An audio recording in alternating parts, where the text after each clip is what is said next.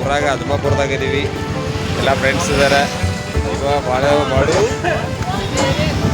ಅರುಣ್, ಇವನ ಅಭಿ,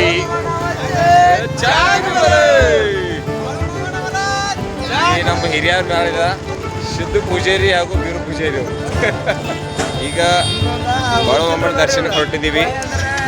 ಅಲ್ಲಿ ನೋಡೋನು ಬಾಳಮ್ಮನ ದರ್ಶನ ಮಾಡ್ಕೊಂಡು ಗುಡಿ ಹೆಂಗೈತಿ ನೋಡ್ಕೊಂಡು ಬರ್ತೀವಿ.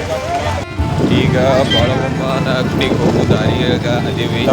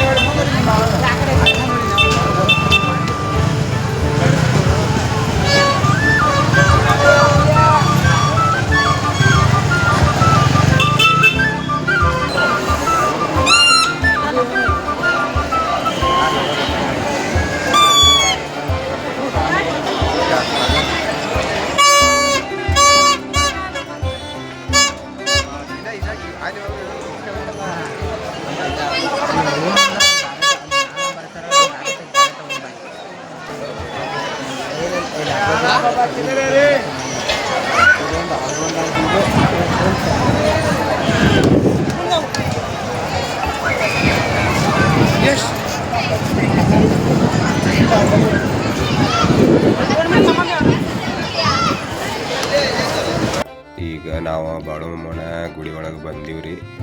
ಇಲ್ಲೆಲ್ಲ ಸಿಸ್ಟಮೆಟಿಕ್ ಆಗಿ ಹೋಗ್ಬೇಕಾಕತಿ. ಎಲ್ಲ ಒಂದು ಸಿಂಗಲ್ ಲೈನ್ ಆಗ್ಬೇಕಾಕತಿ.